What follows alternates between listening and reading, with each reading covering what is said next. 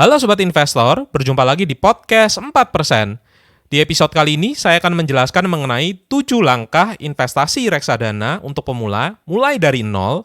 Setelah itu saya akan menjelaskan juga portfolio bibit saya pada minggu ini. Dan yang terakhir, saya akan menjawab pertanyaan-pertanyaan dari para Sobat Investor yang sudah masuk di episode-episode sebelumnya.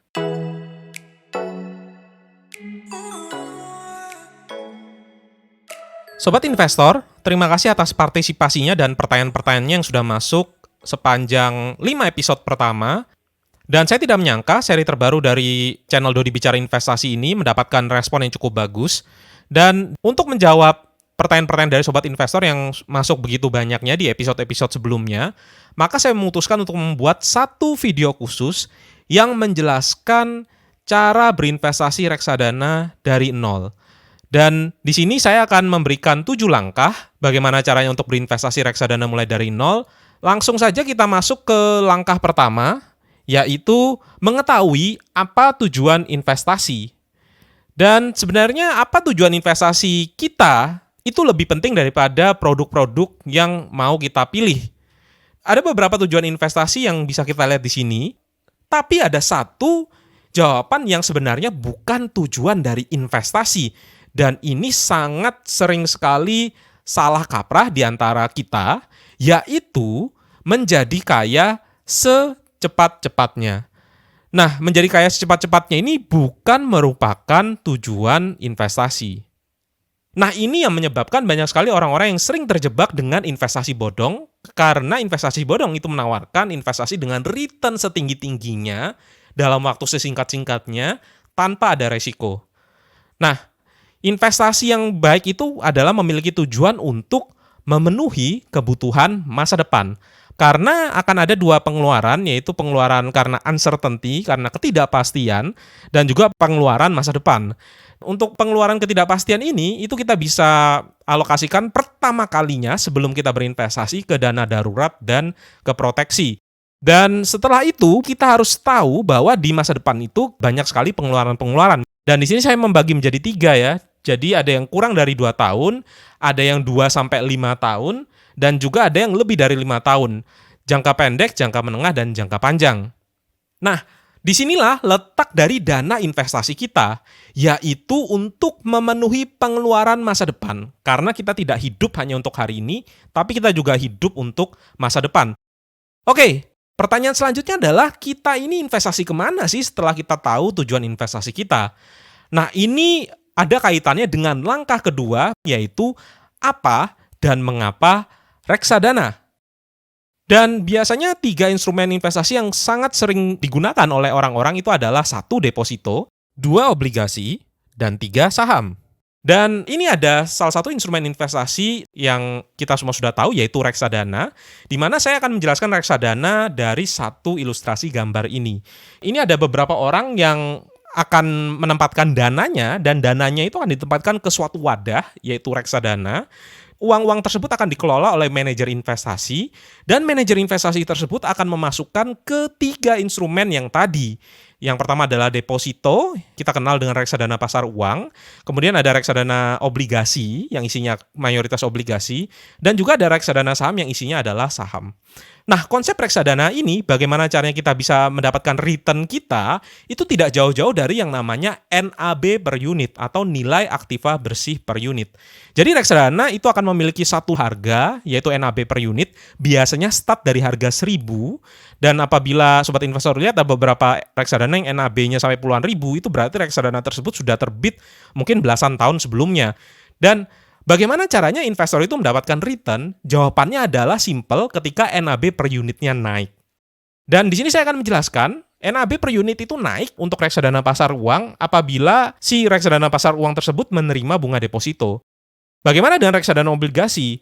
Akan naik apabila reksadana tersebut menerima kupon obligasi, prinsipnya mirip dengan deposito, tapi ini adalah obligasi, dan juga harga obligasi naik. Beda dengan harga deposito yang cenderung stabil, harga obligasi itu bisa naik dan turun karena berbagai macam hal ya. Dan yang berikutnya adalah reksadana saham atau reksadana indeks, di mana NAB per unit naik itu adalah ketika harga saham-saham secara rata-rata dalam satu hari naik, serta ini yang juga sering menjadi pertanyaan, Apakah reksadana saham atau reksadana yang lainnya itu membagikan dividen? Jawabannya mayoritas tidak, ada sebagian kecil yang membagikan.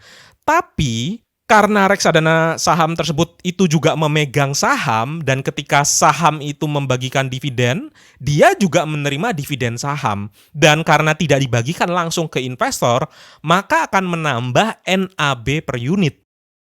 Oke, sekarang kita akan membahas apakah NAB per unit dari suatu reksadana itu bisa turun? Ya, jawabannya bisa sekali.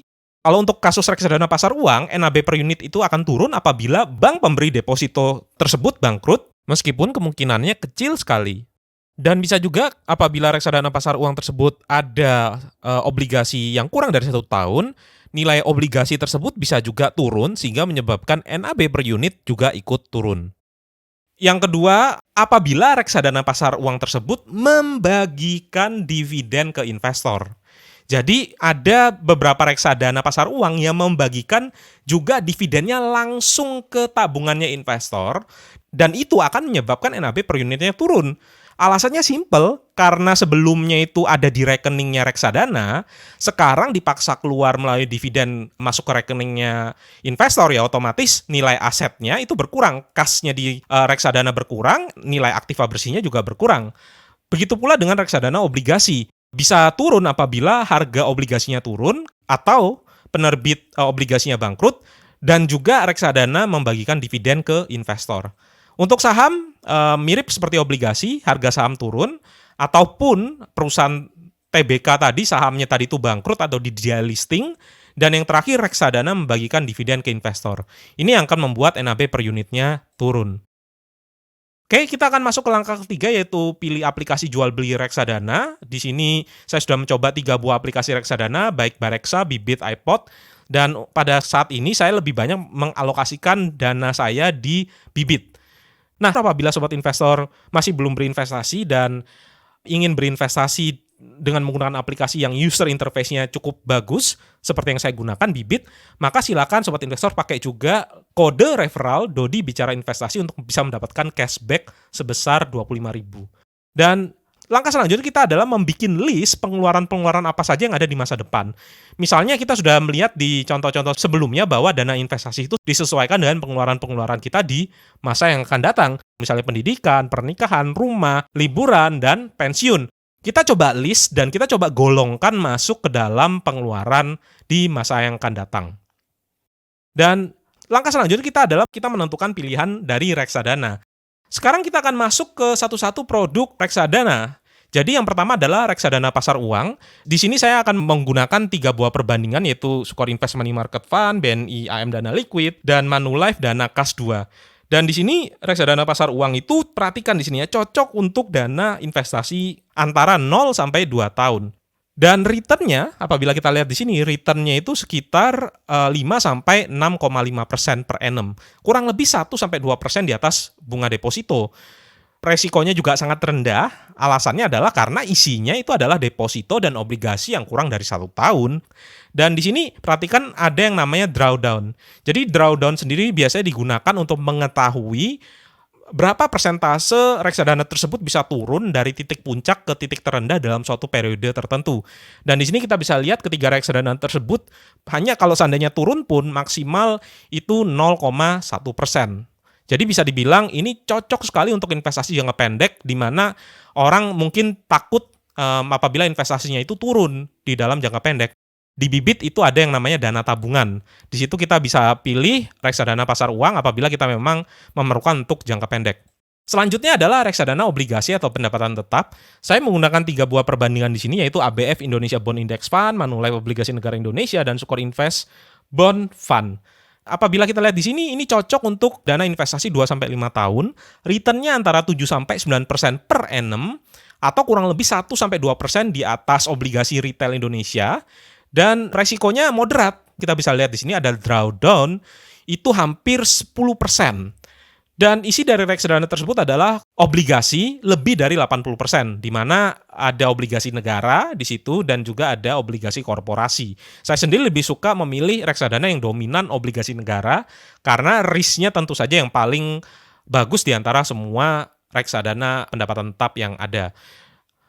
Kalau kita lihat pergerakan dari NAB per unit, kita bisa lihat bahwa pergerakan NAB per unit dari reksadana obligasi atau pendapatan tetap itu tidak semulus dari reksadana pasar uang. Tetapi secara jangka menengah itu akan dipastikan akan naik. Dia akan naik karena akan rutin menerima kupon obligasi. Dan bisa dilihat di sini, ini adalah contoh drawdown pada tahun ini ketika awal-awal diumumkannya pandemi, itu sempat bisa sampai turun sampai 10%. Selanjutnya itu adalah reksadana saham. Dan reksadana saham sendiri saya bagi menjadi dua, yaitu reksadana saham yang aktif dikelola oleh manajer investasi dan pasif. Si manajer investasi hanya membeli saham-saham yang ada di dalam daftarnya indeks acuan. BNI AM Index IDX 30 itu baru diterbitkan kurang dari 5 tahun sehingga kita tidak bisa menggunakan perbandingan dari total return-nya. Dan apabila kita lihat di sini, ini sebenarnya cocok untuk jangka waktu lebih dari 5 tahun. Memang kalau kita lihat beberapa reksadana saham yang dalam jangka waktu 5 tahun, itu return-nya sangat kecil dan itu disebabkan karena tahun ini IHSG turun begitu hebatnya ya, karena ada efek dari pandemi. Bahkan beberapa perusahaan-perusahaan blue chip sampai saat ini masih turun 20-30% dari titik tertingginya di tahun-tahun sebelumnya. Dan ini yang menyebabkan return dari 5 tahun terakhir dari si reksadana saham itu terlihat rendah. Nah, tetapi apabila kita mau menarik data yang lebih panjang, ketika IHSG itu di tahun 1982 start dari 100, kemudian tahun 2020 itu di 5.783, maka rata-rata pertumbuhan per tahunnya selama 38 tahun itu adalah setara dengan 11,3%. Dan resikonya sangat tinggi di sini. Bisa kita lihat drawdown-nya itu sampai minus 40% lebih. Karena isinya adalah saham, dan saham-saham ketika bulan Maret kemarin bahkan ada yang turun 50 atau 60%. Dan kita bisa lihat di sini ya, penurunan yang begitu drastis sampai 40% itu kita bisa temukan di reksadana saham. Jadi apabila sobat investor memang tidak memiliki mentalitas atau kekuatan untuk bisa menahan naik turun dari suatu aset investasi, turun 20% maka panik, maka sebenarnya reksadana saham ini bukan pilihan yang tepat bagi sobat investor. Dan sebenarnya apa sih bedanya reksadana saham yang dikelola secara aktif dan pasif? Bedanya sebenarnya terletak di expense ratio. Jadi expense ratio ini adalah perbandingan dari beban operasional atau biaya operasional atau fee yang dibutuhkan untuk reksadana itu bisa beroperasi dibandingkan dengan total asetnya. Nah, apabila di sini reksadana saham tersebut dikelola secara aktif, tentunya dia akan memiliki tim yang lebih besar. Dia harus bisa meng-hire analis-analis untuk bisa datang mungkin ke perusahaan untuk melakukan research, dan itu akan ada biayanya, yaitu biaya manajemen investasinya lebih besar. Dan kita bisa lihat di sini ya, dua reksadana ini memiliki expense ratio kurang lebih sekitar 4,5 sampai 5%. Dan bahkan ada beberapa reksadana yang expense ratio-nya sampai 6%. Nah, bandingkan dengan reksadana indeks yang expense ratio-nya itu sampai 1,6%. Dan sebenarnya ada satu argumen yang sering dipakai orang yang pro untuk reksadana saham, yaitu ada kok sebenarnya reksadana saham yang tahun ini bisa mengalahkan indeks. Dan jawaban saya adalah, ya memang betul, reksadana indeks bukan didesain untuk menjadi reksadana nomor 1 di setiap tahunnya. Tetapi setidaknya reksadana indeks itu akan masuk ke dalam top 15% atau top 25% setiap tahunnya. Permasalahannya adalah 15-20% reksadana saham yang bisa mengalahkan indeks, tiap tahunnya itu bisa berganti-ganti. Sehingga kalau bagi saya ya lebih baik kita pilih yang pasti-pasti saja, yaitu reksadana indeks. Nah, kita bisa lihat di sini pilihan reksadana sebenarnya tadi sesuai dengan apa itu risk and return. Apabila seandainya kita itu kurang dari 2 tahun, maka sebaiknya apapun toleransi resiko kita harus memasukkan di reksadana pasar uang. Karena memang instrumen investasi yang tadi itu bisa naik turunnya tinggi, bisa jadi ketika di akhir 2 tahun, instrumen tersebut masih berada di dalam titik terendahnya. Sehingga baik untuk tipe-tipe toleransi resiko, kita sebaiknya memakai reksadana pasar uang. Nah, bagaimana dengan investasi yang kebutuhannya 2-5 tahun di masa yang akan datang? Nah, untuk investor yang toleransi resikonya adalah rendah atau konservatif, itu saya sarankan masuk di reksadana pasar uang saja. Sedangkan untuk yang toleransinya sedang atau moderat, itu bisa masuk di reksadana obligasi. Dan untuk yang toleransinya agresif atau tinggi, itu sebaiknya masih belum masuk di reksadana saham atau reksadana indeks, melainkan masuklah di reksadana obligasi untuk 2-5 tahun. Dan berikutnya, apabila sobat investor itu memiliki tujuan lebih dari 5 tahun, maka sobat investor bisa masuk ke reksadana obligasi atau bisa pakai robo advisor yang konservatif. Nah, apabila sobat investor itu adalah tipe investor yang toleransi resikonya moderat, bisa juga masukkan ke reksadana obligasi atau robo advisor yang tipenya moderat. Dan yang terakhir, apabila sobat investor itu toleransi resikonya tinggi atau agresif, bisa masukkan langsung ke reksadana saham atau indeks, ataupun bisa pakai robo advisor yang tipenya adalah agresif. Dan apabila kita sudah menentukan produk reksadana, maka yang kita lakukan adalah kita melakukan perhitungan kebutuhan nabung rutin. Nah, di sini silakan sobat investor gunakan kalkulator nabung rutin yang sudah saya berikan, linknya saya akan tuliskan di deskripsi. Saya akan coba memberikan beberapa contoh cara untuk menghitung nabung rutin untuk dana investasi kita. Misalnya kita mulai dari dana traveling. Dana yang dibutuhkan adalah 7,5 juta dan durasinya adalah 2 tahun. Dan apabila kita mengeset return-nya itu sesuai dengan reksadana pasar uang, maka nabung rutin bulanannya adalah 330.000. Untuk menikah juga sama, durasinya adalah 4 tahun, kemudian dana yang diperlukan adalah 50 juta, dan dengan produk reksadana obligasi, maka nabung rutin bulanannya menjadi 1,12 juta per bulan. Untuk rumah, apabila dana yang diperlukan adalah 150 juta, durasinya adalah 5 tahun, dan produk reksadananya adalah RDO, maka nabung rutin bulanannya diperlukan 2,73 juta. Dan seterusnya kita lakukan hal yang sama dari pendidikan SD, SMP, SMA, kuliah, sampai nantinya dana pensiun. Dan nanti sobat investor akan mendapatkan list kebutuhan untuk nabung rutinnya berapa setiap bulannya. Dan ini akan dijadikan panduan untuk berinvestasi. Dan apabila kita sudah melis kebutuhan kita, menentukan produk reksadana apa yang tepat untuk kebutuhan tersebut, dan juga sudah menghitung kebutuhan nabung rutin setiap bulan, maka tibalah kita di langkah terakhir, yaitu mulai nabung rutin reksadana ala dollar cost averaging. Jadi yang kita lakukan, kita sudah punya list kebutuhannya kita apa, kita mulai dulu dari yang kebutuhan yang paling mepet, jangka pendek terlebih dahulu, kemudian jangka menengah, dan setelah itu jangka panjang. Kita mulai satu persatu dari situ, dan kita disiplin saja. Apabila tiap bulan kita harus menabung dengan uang sekian, maka ya kita lakukan itu, tanpa kita harus lihat pergerakan naik turun dari NAB si reksadana tersebut. Oke, sobat investor, itu adalah langkah terakhir, dan setelah ketujuh langkah ini, maka tidak ada alasan lagi bagi sobat investor untuk masih bingung, dan sobat investor sudah bisa siap untuk berinvestasi.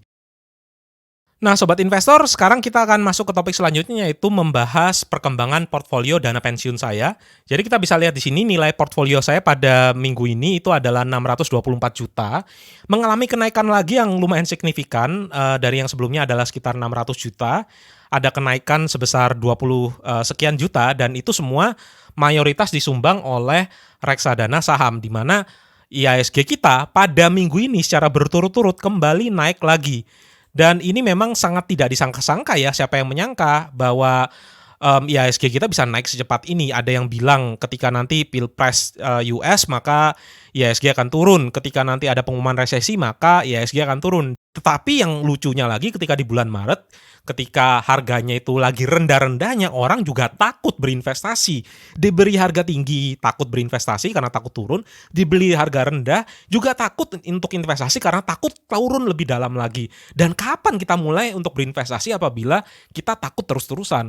Makanya seperti yang dibilang di dalam 7 langkah berinvestasi, di langkah terakhir itu adalah kita mulai saja dulu dengan cara nabung rutin setiap bulannya, tidak usah memperhatikan yang namanya NAB per unit. Dan di sini kita bisa lihat untuk average IDX30 sendiri untuk punya saya naik 25%, dan untuk BNI AM IDX30 naik 24%. Beberapa ada yang menanyakan juga ya, kenapa kok alokasi saya tidak sesuai dengan robo? Di sini saya sudah memilih robo yang harusnya targetnya adalah 10%, 20%, dan 70%. Alasannya sangat simpel, ketika bulan Maret sampai bulan September saya hanya fokus 100% nabung di reksadana indeks. Jadi yang saya lakukan adalah saya beli secara eceran, kemudian saya pindahkan secara manual dengan fitur pindah portfolio. Sehingga bisa dilihat sini alokasi saham saya itu menjadi 92%, dan juga sebenarnya juga disumbang dari kenaikan saham yang cukup besar pula ya. Dan untuk tipe reksadana lainnya sendiri, seperti yang sudah saya jelaskan sebelumnya ya, di reksadana pasar uang saya memakai Sukor Invest Money Market Fund, dan juga di reksadana obligasi saya memakai ABF Indonesia Bond Index Fund dan juga Majori Sukuk Negara Indonesia, ini adalah dari cashback. Dan untuk dana tabungan sendiri kenapa kok ada 1,5 juta di sini, karena saya mengikuti program cashback dari GoPay dan unitnya masih belum masuk. Ketika nanti saya masuk, saya akan menggunakan fitur pindah portfolio yang sudah saya jelaskan di episode sebelumnya. Oke, sekarang kita akan masuk ke dalam sesi tanya jawab. Pertanyaan pertama dari Pak Diki Orlando. Pak Diki menanyakan, beli saham langsung ke sekuritas aja Pak, lebih maksimal profitnya dan bisa menikmati dividen. Oke, Pak Diki, terima kasih atas pertanyaannya. Jadi, kalau menurut saya ada 3 kemungkinan dari orang yang memilih invest di saham. Kemungkinan pertama adalah imbal hasil investasi saham lebih tinggi daripada reksadana indeks. Yang kedua, imbal hasil investasi saham sama dengan reksadana indeks. Dan yang ketiga, imbal hasil investasi saham lebih rendah daripada reksadana indeks. Nah, di sini kalau Pak Diki dan sobat investor yang lain yakin masuk ke dalam kategori pertama yang investasinya lebih tinggi daripada indeks, maka silakan saja. Saya sendiri juga investasi di saham, tapi tujuan saya di sini adalah untuk memberikan edukasi ke orang-orang yang tidak punya banyak waktu untuk belajar misalnya analisa laporan keuangan perusahaan, harus tahan ketika pegang 1-3 saham turun lebih dari 50%, dan saya ingin membuktikan bahwa ternyata tidak harus melulu soal saham untuk investasi jangka panjang. Nah, poin kedua adalah investor reksadana juga akan mendapatkan efek dari dividen melalui kenaikan NAB per unit. Oke, pertanyaan dari Pak Sony. Izin bertanya Pak, apakah kita perlu untuk merealisasikan keuntungan kita, ataukah kita biarkan keuntungan tersebut dan terus melakukan top up rutin sampai periode waktu yang sudah kita tetapkan? Kalau memang kita biarkan terus, apakah tidak khawatir jangan-jangan malah keuntungan kita jadi berkurang atau malah merugi di saat waktu yang sudah ditentukan? Pertanyaan yang bagus Pak Sony. Sebenarnya yang dilakukan untuk berusaha keluar masuk market adalah market timing. Kalau dananya diperlukan 10-20 tahun lagi, maka perbedaan 5, 10, bahkan 20% itu sebenarnya tidak ada artinya di 20 tahun lagi. Misalnya saya akan ambil contoh IHSG 20 tahun yang lalu berada di bawah 500, sekarang IHSG itu adalah 5.700. Nah, sebenarnya yang justru bahaya adalah ketika mencoba keluar dan ternyata IHSG malah naik, kemudian kita mencoba untuk menunggu-nunggu turun, tapi ternyata tidak turun-turun, nah kita malah jadinya nggak invest. Pertanyaan selanjutnya datang dari Pak Kolik.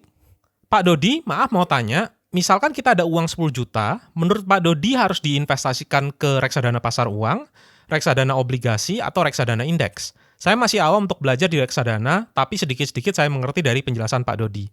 Terima kasih Pak Kolik atas pertanyaannya, dan ini mewakili pertanyaan dari berbagai macam orang-orang juga yang bertanya kepada saya ya.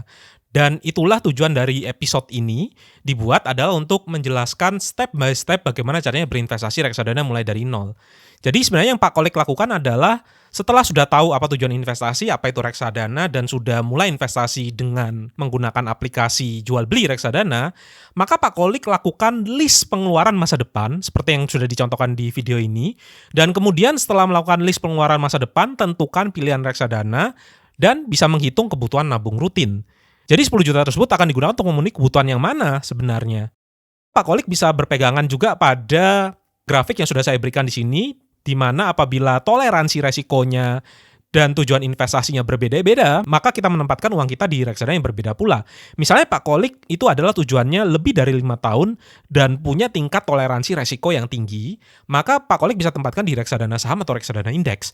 Tapi apabila dana tersebut dipakainya dalam waktu 1 tahun, maka Pak Kolik invest di reksadana pasar uang. Dan ini adalah pertanyaan yang terakhir yang akan saya jawab untuk episode kali ini. Salam Pak Dodi, saya ada pertanyaan. Saya memiliki portfolio reksadana saham IDX30 di aplikasi Bibit. Sebagai contoh, anggap saja sudah ada imbal hasil 500.000. Saya pilih profil agresif untuk reksadana. Pertanyaannya, apakah langkah saya tepat bila imbal hasil sebesar 500.000 itu saya alihkan ke obligasi atau pasar uang, sehingga bila reksadana saham ke depan mengalami penurunan, yang berpengaruh hanya dana rutin yang saya kumpulkan dan berharap akan naik. Saya melihat setiap hari tidak ada historical per hari dari imbal hasil sebelumnya dan user harus inisiatif collect data imbal hasil setiap hari. Itu saja pertanyaan dari saya. Terima kasih untuk sharing konten yang bermanfaat. Oke Pak, terima kasih atas pertanyaannya.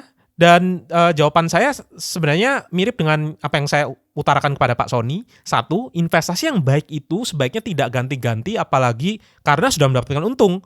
Kita ini investasi bukan untuk trading. Naik turun hal yang biasa selama investasinya itu untuk jangka yang panjang. Dan yang kedua, investasi jangka panjang itu tidak perlu lihat NAB tiap hari.